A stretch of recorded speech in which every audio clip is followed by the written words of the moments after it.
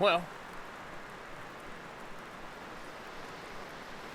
it's not the best conditions for whipping out the camera, is it? It was alright to begin with. It's foggy, and then turned a bit of rain, then it got really cold. And then now it's snowing. It's kind of cool though, isn't it? I'll see if I can read an email and try to not get wiped out from massive snowflakes on my phone screen, and see how I can make out here. I'd still rather wrestle with it out here than sit inside and do it, right?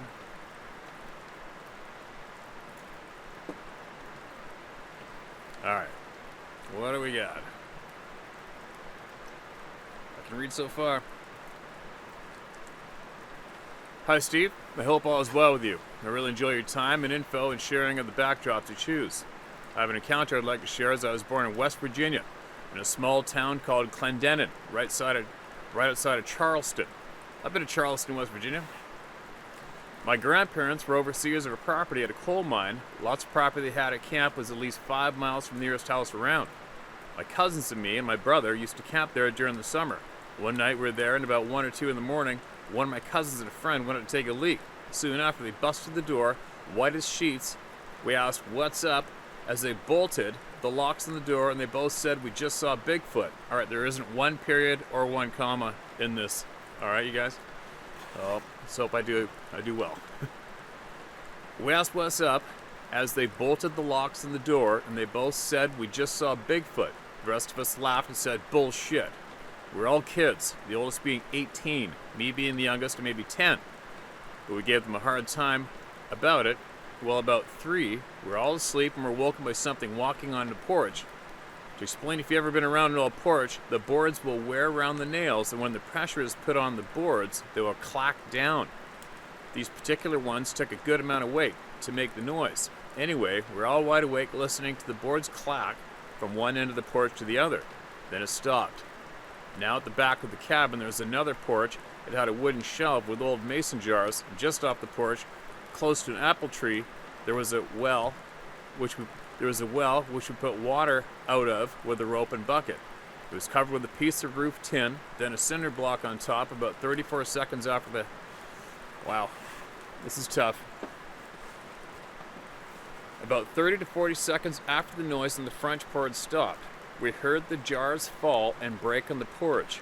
We tried to play it off as if it was a big raccoon, but then the tin and block was knocked off. Well, nothing was knocked off. Well, then nothing. We sat in silence for a while, then I had to take a leak. We all went on the porch, shined the light around, didn't see anything, done our business, and went back in. When we woke the next morning, my cousin and friend were still saying they saw Bigfoot. So we asked where, and they pointed toward a small maple between the dirt driveway and the field. My older cousin said you just saw the dew reflecting off the leaves of the tree, because they described it as being grayish in color, and the leaves will turn over and resemble that color after dark or before a rain. But they insisted they saw something else, so we went down to the spot. I always carried a Daisy pump-up air rifle. When we got there, all of us is like, "Oh shit, there are prints in the grass like something walking, big prints, and one hell of a stride." I could lay my air rifle at one end of the print and flip it 3.5 times to start of the other print. They led us to the porch, then around to the back porch by the well, then proceed toward a draw in the woods. We have never spoken of this since. It was shrugged off by our elders, but I'm convinced, and I think unless provoked, they mean no harm.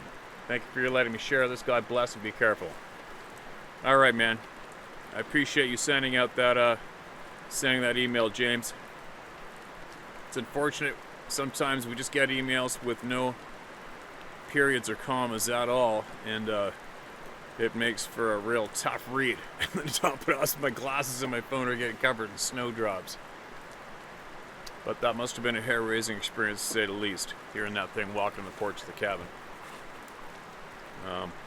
I've already shared my story before with having the back of that cabin wall getting banged, slapped, vibrated. I've had grizzlies I've had grizzly bears on cabin porches before. Doesn't matter how old you are, There is nothing more unnerving than hearing something big intentionally walking on the porch of a cabin when it knows there's human beings in there, and when it knows there's possibly human beings in there with firearms or weapons, right? But they're still confident enough to blatantly walk on the porch. Now, I gotta find something to wipe off my screens with. Tell you what, that's what I'm gonna do. You don't need to see me read these things. So I'll stick the camera. I'm gonna sit inside this cabin, read a handful of emails, and I'll put the camera on the back window, pointing across the valley until this stuff just, well, it's starting to lighten up. Alright, it's lightening up a bit. Let's see what I can keep going here.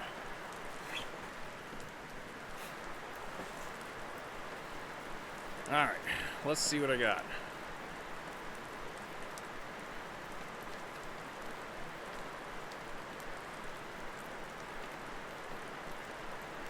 You want to challenge yourself? Read an iPhone with glasses in a frickin' sleet storm. Hi Steve, my husband Wayne and I live in Okanagan County, but I frequently drive to the Seattle area. I'm constantly taking pictures with my phone of the ever-changing landscapes and cool clouds. I noticed a shiny object in one of the clouds as we were driving on I-90 East. I started to take pictures hoping to experience something phenomenal and only saw it disappear. A few months later, I was cleaning up my photo storage on my phone and I saw the picture of something by the I-90 sign. I pondered it for quite a while because I did not see this when I took the pictures. I know it wasn't a flag or anything else hanging from the pole because I would have seen it when I took the photo. I know this area is full of Sasquatch sightings, but this is something out of this world. Dare I say, possible portal? I don't know who can authenticate this picture, but maybe you can point me in the right direction or even share it. I give you my permission to use the photos. I obviously do not know you personally, but I know I can trust you. Sincerely, Lori Carpenter. Okay, Lori, I'll share away, and that looks pretty bizarre, doesn't it? I haven't a clue what that is myself. Absolutely don't have a clue.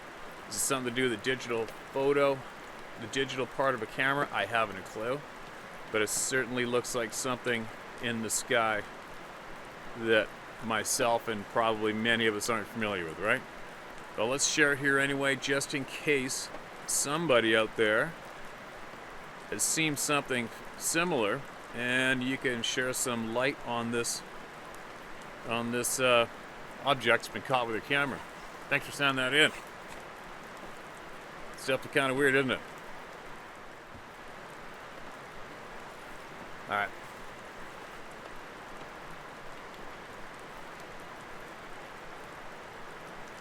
Hi Steve, my name is Pete. I live in the North Woods of Wisconsin. Growing up, my father had built a racetrack and a junkyard in the small town of 3,500 people I grew up in. In 1979, at age 12, I took one of the running junk cars from our junkyard out into the country to drive so I wouldn't get caught driving without a license. The car was a small Toyota, full of rust, well, basically a junker. Roughly 8 miles out of town, the alternator started going out, and I watched my headlights getting dimmer and dimmer until the car eventually died. Now we've all been there. I was on a rural stretch of the county road that had a straight stretch that was approximately 6 miles long. About halfway down this stretch of road, someone had gotten hold of an old World War II Quonset metal hut and made a house out of it. They also installed a street light in a small driveway. So the Toyota dies and exits the vehicle. There's a full moon, however, it was so cloudy, but reminiscent of a scene from a horror movie. As they exited the vehicle, the clouds parted and the moon became a giant radiant ball of light. Almost immediately after I got out of the vehicle, I heard a loud huff, which I could tell came from a giant set of lungs. Having heard this, my hair stood on end and my senses went to high alert. I knew better to run because I knew it would cause whatever predator this was to instinctively chase me, but I ran as fast as I could anyway. As I was running, my eyes adjusted to the almost daylight-like glow from the moon, and to my horror, from the far right side of this lonely two-lane country road, I could clearly make out a two-legged creature, approximately 8 to 10 feet tall, barely walking to keep perfectly in pace with me running at full speed. This thing had shoulders 4 to 5 feet wide and weighed around an estimated 500 to 700 pounds. It was 11 p.m., yet the moon had the dark night illuminated to the point of it being about what early morning would look like. There was no mistaking what this was. It was a Sasquatch, and I couldn't believe it was my rotten luck to chance encounter this thing. I ran for what was estimated was 15 minutes, and this thing paralleled me the whole time. I was pondering why this thing hadn't yet leapt over the road and grabbed my pathetic little ass, and at this point I could see a brow ridge, high cheekbones, arms, fingers, and every feature of this thing except the feet. I suddenly saw the distant light from the small Quonset hut that somebody had placed as a house roughly a mile up the road. Seeing the light at first seemed like a beacon of hope for me, till suddenly it dawned on me that if this thing was indeed going to grab me, it would do so before I reached the light. I say I was scared was an understatement. I was scared to the point of almost being out of my body, a fear I had never known and 42 years later have never felt since. So the light, which at first seemed like a relief to me, suddenly became a timer to my death, because the closer I got, I thought the more likely the chance that this thing was going to snatch me up. I decided to slow to a fast walk, and the diplomat in me started talking to this thing in a soft, calming voice, the calmest I could muster. I prayed and told this thing that I was scared. I just wanted to go home, and I would never mention seeing it to anyone if it just allowed me to live. True to my word, I kept that promise for 42 years until I started watching your broadcast. As I was talking to it for what would estimate to be 10 minutes, it would grunt and make sounds that sounded like ooh, ah, ee, yee. I clearly saw this thing for a total of 30 minutes, at least. And when I was within 2 blocks of the street light of the Quonset hut, I kicked it in high gear and ran to the door and pounded for all I was worth. The creature crashed through the woods, and it sounded like a freight train breaking trees as it made its escape. As luck would have it, there was nobody home, but I made use of the 74 Chevy pickup in the driveway and drove back to town. Several days later, myself and a couple friends went back to the area, but I never told them why we were there. I just said, let's check out the woods. After all that crashing, I expected to find a mess of uprooted trees, but found not one sign of it ever being there. Okay, there's my story. Use it if you feel or don't. I dig your channel and envy you, buddy. Thanks for all you do. Whew. Okay, thanks, Pete. Appreciate that, man. And that's a shitty experience for anybody, and for everybody that's had that same experience, which is hundreds, thousands, right? What a shitty thing that is to do to somebody, an innocent human being. I don't know if these things realize just how intimidating they are, how terrifying they are to your average person, right? I mean, who knows? But luckily you survived to share that story. I don't think there's anybody in the planet that would envy you and want to have that experience. I know I didn't want that experience, and that thing seeing me was sitting there waiting for me walking down that trail all by myself. Half an hour in terror time for a human being could probably be translated to something more like a lifetime, right? Especially out in the wilds. I mean, your average sighting of a game animal, you know, a good hearty long sighting of any game animal in the forest and timber in the woods would probably be like, I don't know, 30 seconds, maybe a minute. So 13 minutes being accompanied by the most terrifying looking thing with the most terrifying feeling you could ever feel in this lifetime, that's gonna leave some deep frickin' impressions, right? Nothing to be envied. Thanks again for sending that in, man. Hi, Steve. My name is Tammy Clark. I live in Michigan. While on vacation in West Virginia, I had a close-up and personal encounter. I've already been laughed at and poo-pooed, but I know what happened. We were camping in that state forest along the Gauley River. After our first night of barbecue, beer, and moonshine, I was the only sober person of the group of 8. We were the only people in the forest. 1 a.m. We all headed for bed. I noticed a guy in the group shining a spotlight looking for something. He soon went off to his tent. I would say 10 minutes later, I heard something sniffing. It was like air being sucked into whiskey barrels. I shot straight up my reclining chair. I saw a huge head pushed in on the side of the tent over my sister. It sniffed her again. She swatted at it in her drunken slumber. It backed away. Next thing I hear is what I thought to be rain. It wasn't. The big guy was peeing all over my sister's side of the tent. I couldn't move. The next morning I told my story. The only person not laughing at me was the guy with the spotlight. I took pics that day and found some furry friends.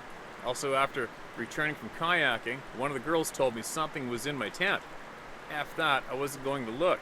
I took this pic 15 feet from me. Lean up against a tree, Bigfoot watching me like TV. I never saw him. When I finally went in the tent with my sister, LOL, we found everything had been pissed on. My shoes had been dumped out. My shoes had to be dumped out. I tried to save them. After 3 washings, I had my dog do the sniff test. Poor old dog tucked his tail between his legs. He went to the far back of his cage and hid. Needless to say, I never go into the woods alone again. Camping is a lifetime love, but it'll take a lot to get me out there again. Thanks for all you do. I'm a believer. P.S. I did crop it for better viewing.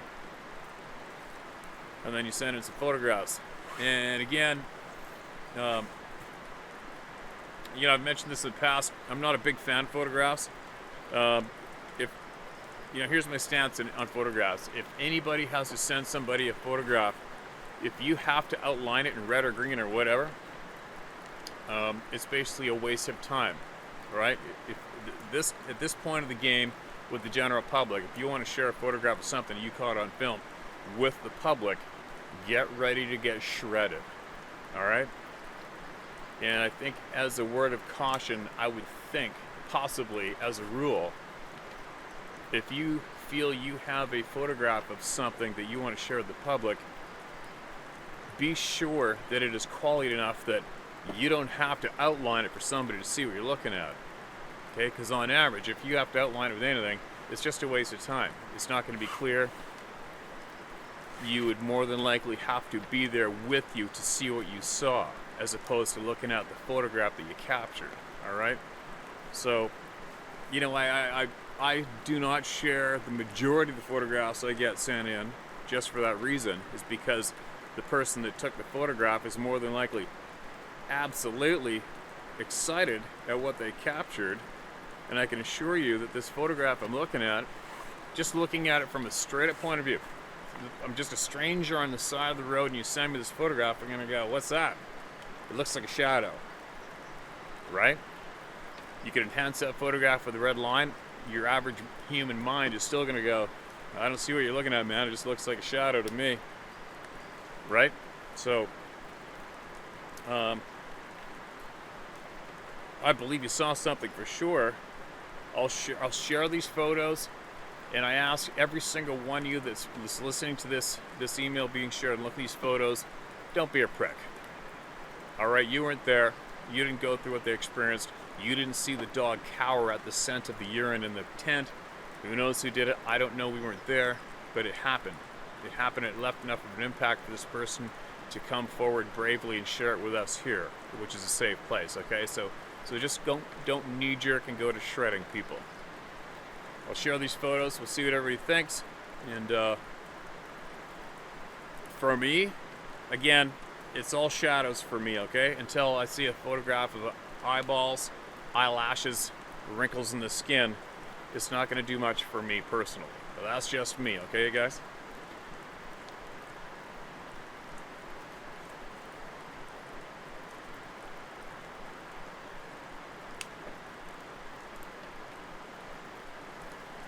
Okay, one more. Then I'm going to go see if there might be a fish in there for me. Hello, Steve, from Ohio. I've been hunting fishing since I was a kid. Always spending time in the woods and fields. Ohio is beautiful if you get out in it. Hard to find a place to hunt except for state land. But came up with a friend with 7 acres. I've been hunting pretty hard because I saw lots of deer. One evening I was hunting a real nice buck. No shot, hunting with a bow. Went back the next morning to pull some stomach muscles the night before using a climber. Unusually dark that morning, extremely quiet. Know the land like the back of my hand, but had to use a little light to find my way in and cross the creek. Started up the tree, and I knew I couldn't go any higher, probably 50 feet off the ground. Still really dark. Hill in front of me, creek behind me. Looked to the top of the hill, saw a deer on top of the horizon moving pretty good right to left. Had been hunting this property for 7 years. In 2011, I never saw anyone. As I was watching the deer cross a minute later or so, there was the deepest, lowest whistle I have ever heard on the creek about 8 yards behind me. I turned to look at who was behind me. Nothing there. No light, no nothing. About that time, another deep, low whistle right behind me, even closer. Turned around in my stand. Nothing. No way anyone walking through that area with no noise or light. I don't believe anyone with night vision could walk around without any noise. Sun peaking. About that time, look back uphill, deer coming back left or right. Came downhill a little ways to an open area, tractor turn around. To an open area, tractor turn around. Stood in that area, body to body, all looking around. They wouldn't leave. Some were looking down at me, knew I was there, didn't care. If I had a gun instead of a bow, I could have shot them at easily 80 yards. Stood there forever looking back uphill. When they decided to leave, they stayed body to body instead of running anywhere. They went down the incline looking back uphill, not worried about me one bit. Then they were more scared of it than me. Oh, I think they were more scared of it than me. I never saw anything, but was the weirdest hunt I'd ever had. Sitting in the same tree 3 days later, killed some nice deer from that tree. Hunted there until 2019, never saw anyone else hunting and nothing else happened. I think I was lucky enough to have something pass me that morning on that creek showing true hunting. Thanks, Steve, for everything you're doing. Please tell your people to do what they love, but always know there may be something else there. Respect them. Tim Grant. P.S. Locals claimed a man hit a Bigfoot in his car a couple years before. They looked for it for days, but nothing. It totaled the car. Wow. Yep, the old noise behind you and you can't see anything. Incident. That sucks for anybody, right? So, that'd be interesting. If you could get a hold of the person that drove that car and the car got totaled by hitting one of these things, that sure would be an interesting email to share here with everybody, wouldn't it? I wouldn't mind hearing about that one.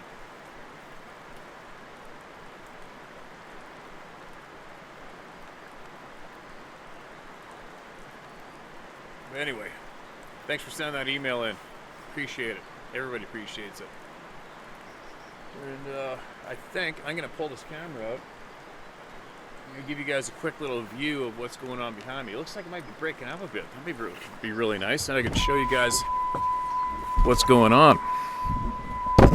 So here.